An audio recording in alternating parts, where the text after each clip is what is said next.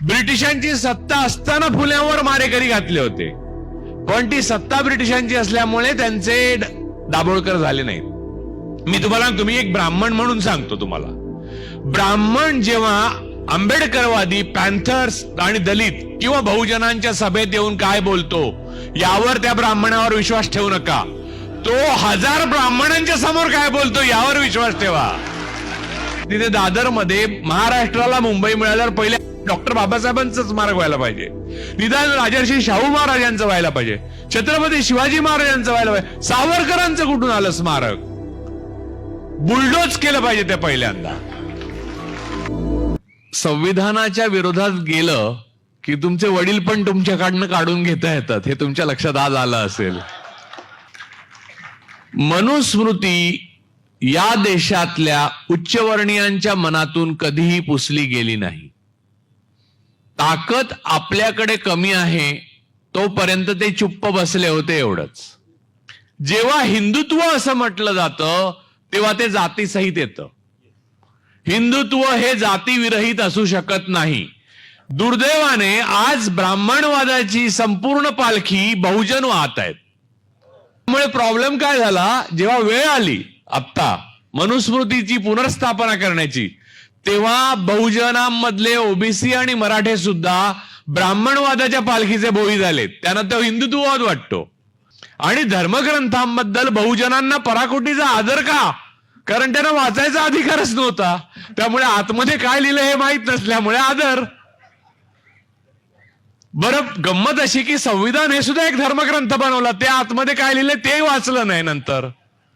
त्यामुळे आपली जी परंपरागत सवय आहे, मूळ न वाचताच त्याच्यावर विश्वास ठेवणं, आणि हे काहीतरी पुण्यप्रत पुस्तक आहे. म्हणजे जर काही संविधानासंबंधी पूजा वगैरे निर्माण केल्या असत्या ब्राह्मणांनी तर आतापर्यंत सुरू पण झाल्या असत्या. तुमच्या कुंडलीमध्ये असंविधान योग दिसतोय, त्यामुळे जेलमध्ये जाल. तर ही शांती केली तर तुम्हाला पुन्हा संविधान योग प्राप्त होऊन तुम्ही त्यातून मुक्त व्हाल. अशी एक काहीतरी पुंगी सोडली तर मला खात्री आहे की कुठच्या तरी नदीच्या काठावर तुफान फायदा होऊ लागेल. मी तुम्हाला सांगतो, तुम्ही एक ब्राह्मण म्हणून सांगतो तुम्हाला, ब्राह्मण जेव्हा आंबेडकरवादी, पॅन्थर्स आणि दलित किंवा बहुजनांच्या सभेत येऊन काय बोलतो यावर त्या ब्राह्मणावर विश्वास ठेवू नका. तो 1000 ब्राह्मणांच्या समोर काय बोलतो यावर विश्वास ठेवा.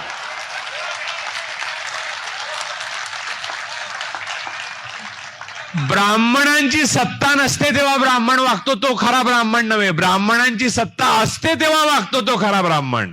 तो आज तुम्हाला दिसतोय. ब्राह्मणवादाचा उगम आणि संपूर्ण जीवन या मनुस्मृतीमध्ये आहे. RSS, बीजेपी आणि आत्ताच्या सत्तेचा संपूर्ण पोपट जो आहे राक्षसाचा, तो मनुस्मृतीमध्ये आहे आणि ब्राह्मणवादामध्ये आहे. त्यामुळे आपण एक अत्यंत गतानुगतिक मध्ययुगीन संस्कृतीचे पाईक आहोत आणि आपल्यामध्ये कोणीही ब्राह्मणवादाचं कुंपण आज तगायत ओलांडू शकलेलं नाही, जे डॉक्टर बाबासाहेब आंबेडकर ओलांडू शकले, ज्योतिराव फुले ओलांडू शकले, छत्रपती शिवाजी महाराज ओलांडू शकले.